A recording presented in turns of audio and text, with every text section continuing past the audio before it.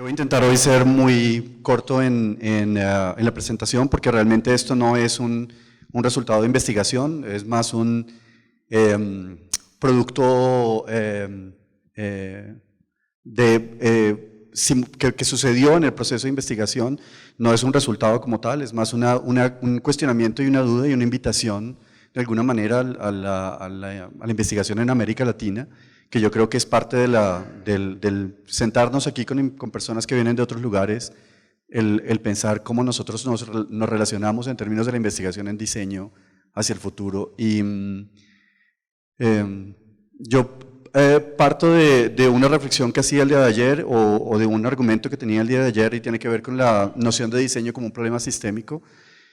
Para los que no conocen la historia de la teoría o de la teoría general de sistemas, es una historia que va desde los años 20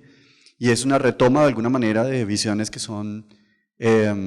griegas del conocimiento y que hablan de alguna manera de pensar el conocimiento no como un objeto totalizante, no como elementos cerrados, sino que hablan del conocimiento como un problema de interacciones, de elementos de interacciones. En 1928,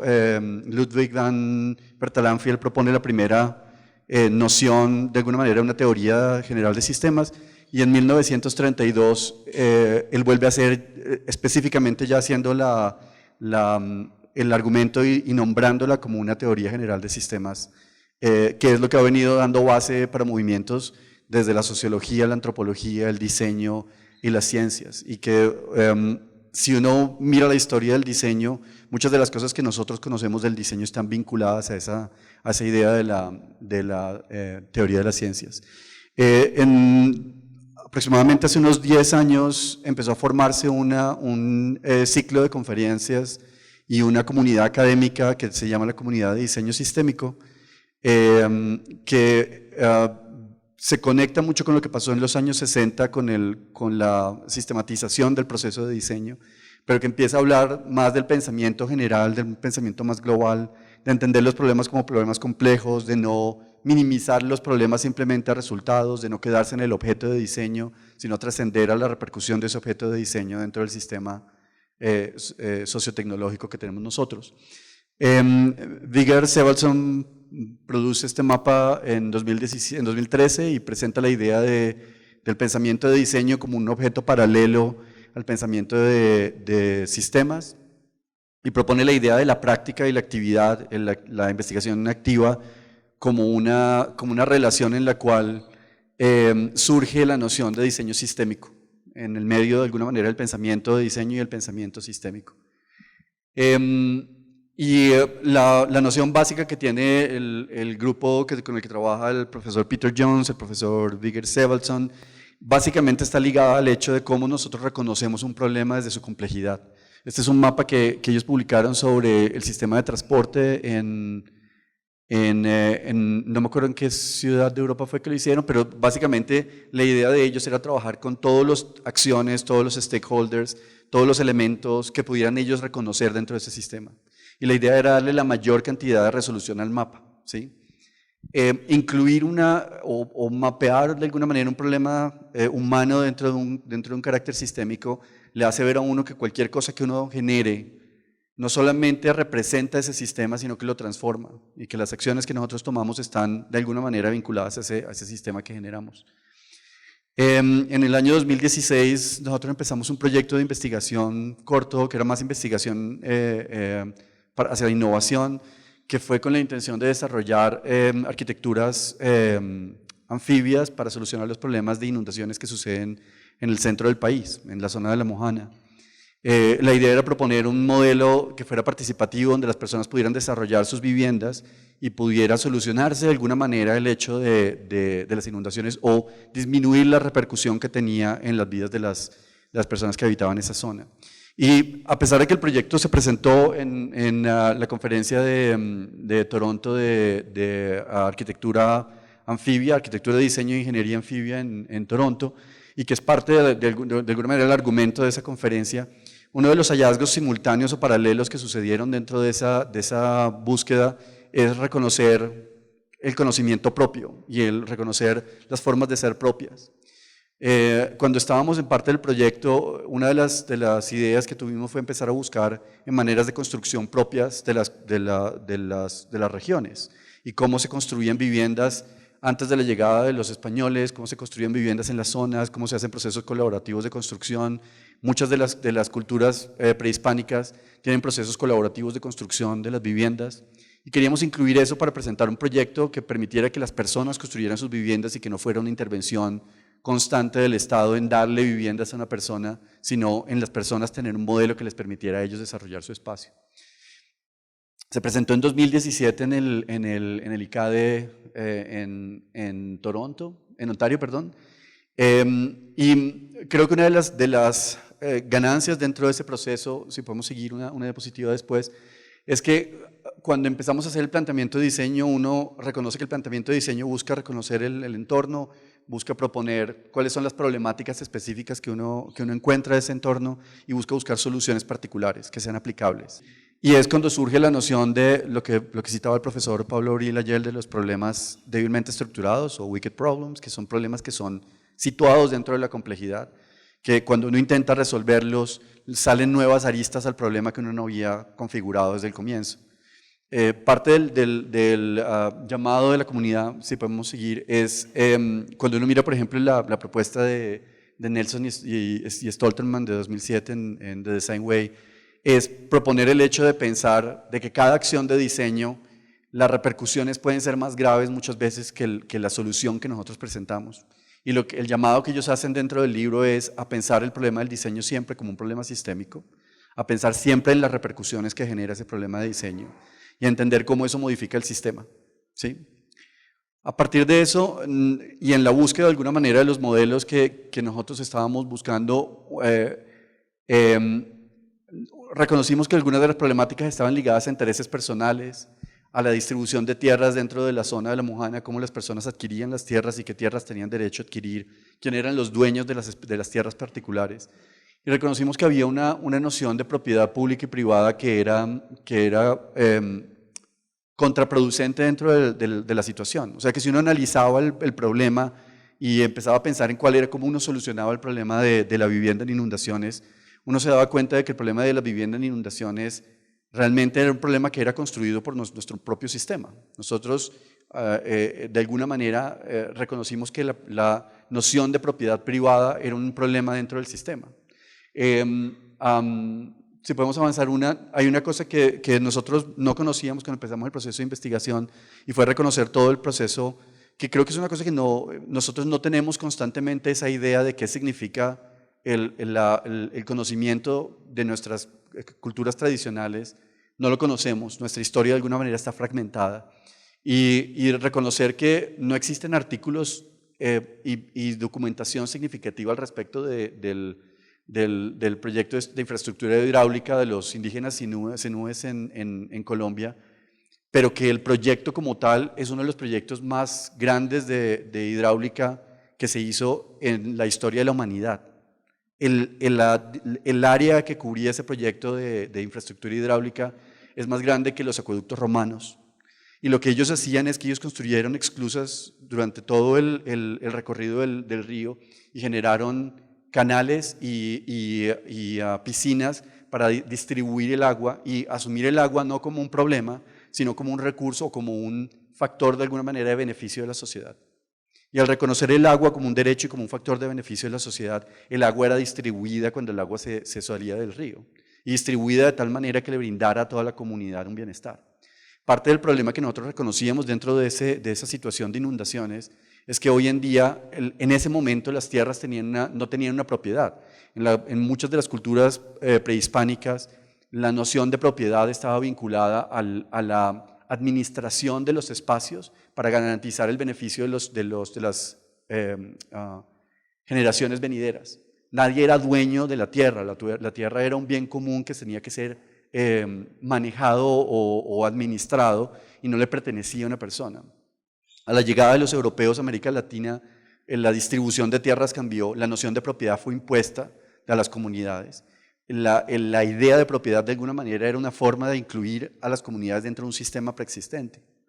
La noción que hoy, por ejemplo, tenemos al respecto del dinero, el dinero existe porque alguien lo construyó y nos vendió la idea del dinero y nosotros entramos dentro del sistema al recibir el dinero, ¿sí? La noción de la propiedad es una noción construida y que nosotros entramos dentro del sistema cuando adquirimos la propiedad. Hay una lucha que tienen los indígenas norteamericanos todavía hoy en día por no recibir los documentos de propiedad, los títulos de propiedad de las tierras que les pertenecen a ellos. Y la pelea no es por recibirlos, la pelea es por no recibirlos. Porque la discusión de ellos es que en el momento en que cada uno de las personas de la comunidad reciba un título, la comunidad se destruye. Porque ya no la tierra ya no es un bien común que está manejado por ese grupo, sino que es un bien particular. Y empieza a prevaler lo particular sobre lo comunitario. Si uno empieza a mirar los proyectos de innovación social, y esta es una reflexión que vale la pena hacer cuando uno empieza a expandir la noción y la acción del diseño dentro de la sociedad. Cuando uno empieza a ver los proyectos de innovación social, este es un proyecto que surgió en los años 90 por una ONG en los Estados Unidos y en Inglaterra que diseñaron una cosa que se llamaban los play pumps, que eran bombas hidráulicas que sacaban el agua a través de un juego de, ¿cómo se llama eso? La rueda donde no juegan los niños, no me acuerdo el nombre. Y la función como tal supuestamente ganó premios de diseño, ganó premios de innovación, ganó reconocimiento por ser un objeto innovativo. Pero si uno mira la evaluación que se hizo 10 años después de haber sido implementado, en 2011 se hizo una evaluación de todo el proceso y lo que se descubrió es que había un proceso de indignidad que se generaba dentro de la comunidad. Primero porque la acción de los niños no era una materialización de la acción de los niños, sino que de alguna manera se constituía en una obligación de los niños el jugar en el espacio. Se forzaba a ciertos tiempos y aún los tiempos que los niños jugaban no eran suficientes para producir agua para la comunidad, lo que significaba que los adultos tenían que ir a darle vueltas a la rotonda y lo que describían los adultos era una sensación de sentirse agredidos dentro de esa situación, de sentir que era indigno para ellos el tener que ir a darle vueltas a la rueda para que les saliera agua en su comunidad. Muchas veces esas acciones de alguna manera que nosotros intuimos como innovación social pueden tener repercusiones que nosotros no concebimos. Y a veces la noción del diseño termina premiando porque son llamativas, porque son interesantes, acciones en las cuales no se ha visto la repercusión y no se ha visto el peso real que tienen dentro de una comunidad. Voy a tratar de terminar muy pronto. Hay un documento, un libro que es reciente, de un autor,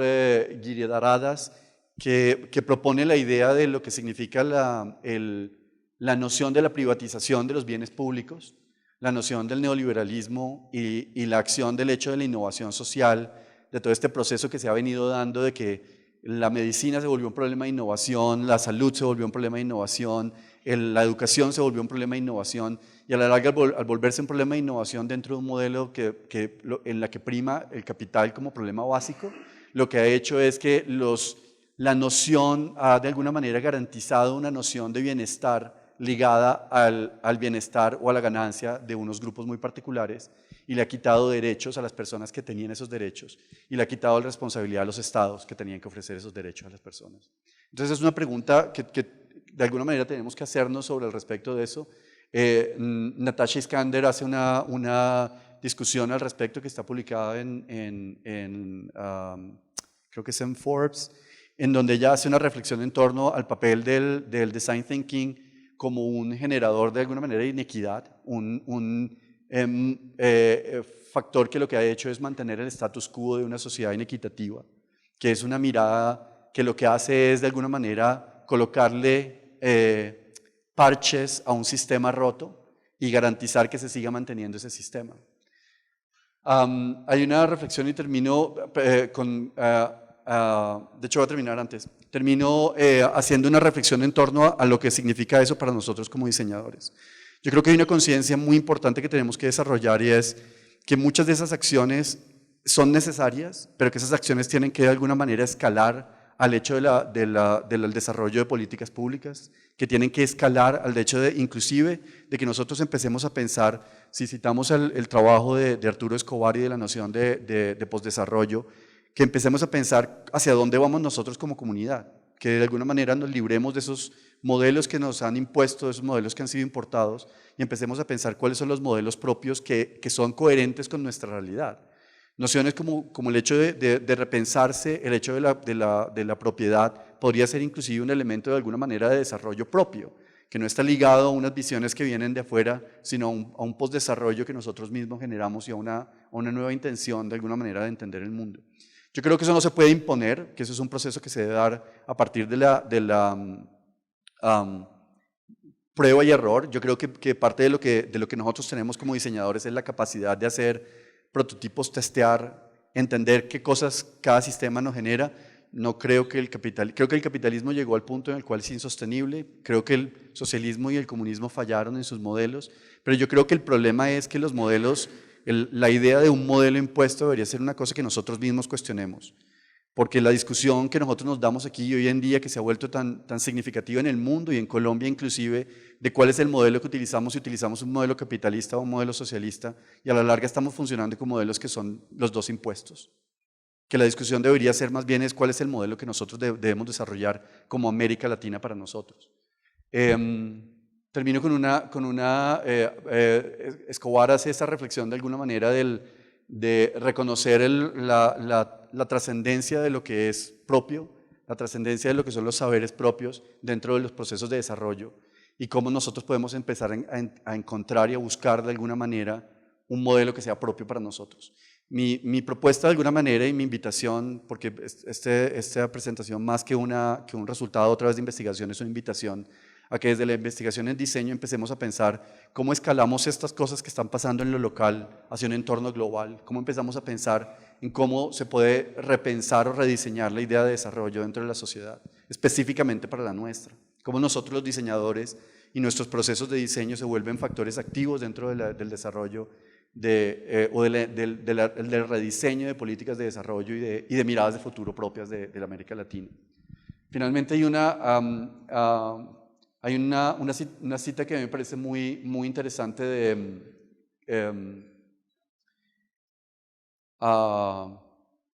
esto es básicamente lo que estaba diciendo, así que si podemos pasar. De alguna manera, y lo que decía ahí es pensar que todo objeto que nosotros generamos en el mundo de alguna manera está inmerso dentro de un sistema, dentro de una forma de ser, dentro de una capacidad de ser. Básicamente cada vez que diseñamos algo tenemos la opción o de mantener de alguna manera el status quo del sistema o tenemos la opción de transformarlo. Oscar Wilde olvidé la fecha de Oscar Wilde, pero creo que fue en 1900, perdón, olvidé la fecha, pero una de las cosas que él dice en el alma del hombre dentro del socialismo es que el peor esclavista es el esclavista que de alguna manera se porta bien con el esclavo, porque ese es el que mantiene de alguna manera el esclavismo funcionando, que tapa el horror del esclavismo. Y de alguna manera en un sistema inequitativo como el que nosotros muchas veces vivimos y inequitativo de manera impuesta en América Latina, hay que cuestionarse qué tanto el diseño y qué tanto el diseño de innovación social y qué tanto el tapar los huecos del sistema de alguna manera garantiza que un sistema que está roto siga funcionando y qué tanto nosotros podemos influenciar la transformación de ese sistema de desarrollo hacia el futuro de América Latina. Entonces les agradezco mucho el espacio para hacer esa invitación y pues quedo abierto a preguntas si hay alguna.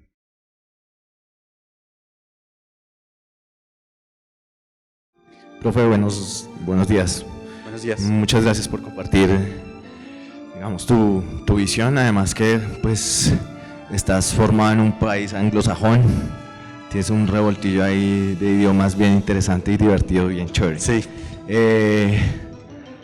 Yo voy a hacer más que todo es un comentario, digamos, por vivirlo cotidianamente en la Escuela de Diseño Industrial. Se toma la decisión de enseñar pensamiento sistémico como una asignatura. Yo le decía a mi grupo de investigación, eso es perverso. Es como si no pudiéramos enseñar pensamiento pragmático, o pensamiento pragmático, o pensamiento estructuralista, o otro tipo de pensamiento. porque pues el pensamiento sistémico también hace parte del status quo del diseño. Sí. ¿Sí? Entonces, digamos, en lo que tú dices de tener todas las implicaciones y todo el mapa complejo, digamos que la mente humana tiene ciertas capacidades y al diseñador se le demanda un montón de desempeños del sistema, pero ya cuando uno entra en la práctica se estrella. Y aquí pongo un ejemplo. Yo diseñé una silla para se fabricaron 6.700 para la Secretaría de Educación, para las salas de conferencias, y hicimos todas las pruebas posibles y las sillas fallaban, los espaldares se rompían, y pues obviamente el responsable es el diseñador. ¿Qué pasó, David? Y me fui de colegio en colegio,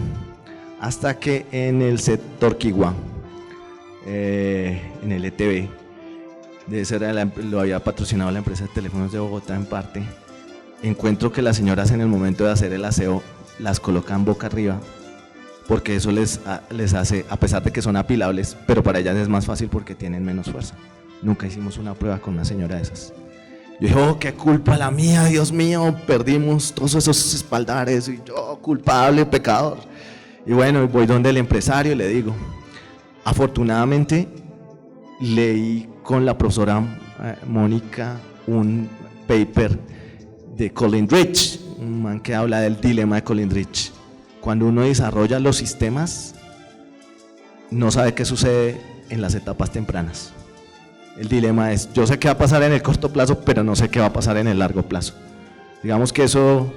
es una invitación para los estudiantes de la maestría, sobre todo, que en el diseño hay cosas muy interesantes, pero casi siempre en las otras disciplinas podemos traer algunos conocimientos que nos ayudarían como a resolver algunos problemas. Entonces es una invitación como, bueno, el pensamiento sistémico resuelve unas cosas, pero hay otros pensamientos que resuelven otras cosas que son más clásicos. Tal vez el pensamiento hermenéutico pueda solucionar algunos problemas más profundos de trabajo en comunidad y ese tipo de cosas. Y digamos que lo que nos pasa en diseño le pasa a todas las disciplinas. Yo investigo en ergonomía y donde hay más publicación es en ergonomía participativa o comunitaria, porque obviamente es lo que está pasando en este momento histórico, es que se le está dando la voz a las personas. Digamos, no es una cosa exclusiva del diseño, y lo mismo pasa en política y lo mismo pasa en economía. Entonces digamos que mirar los fenómenos en disciplinas transversalmente nos va a ayudar también a comprender otras cosas. Muchas gracias, profe. Gracias. Yo quería adicionar a lo que usted dijo, es que ningún modelo es perfecto y ningún modelo va a capturar la realidad. Y que uno tiene que saber, y era una cosa que discutíamos ayer al respecto de la herramienta que yo presentaba, y alguien me hacía la reflexión de eso no funciona para esta situación, y yo decía, ninguna herramienta va a funcionar para todo. Y yo creo que lo que uno tiene que ver es saber, entender qué herramienta funciona en qué momento, y qué tipo de pensamiento funciona en qué momento. O sea, esto no es un llamado de alguna manera que todo el mundo vaya a una dirección, sino es un llamado a que nosotros mismos también, a la medida que estamos pensando las acciones, también pensamos cómo esa acción implique, qué implicaciones tiene. Nunca vamos a saber todas las implicaciones, porque las implicaciones solamente se dan en la realidad. Y siempre van a haber implicaciones que nosotros no podemos capturar, siempre, no hay nada que hacer. Pero sí, definitivamente es entender qué hace uno y para qué lo hace.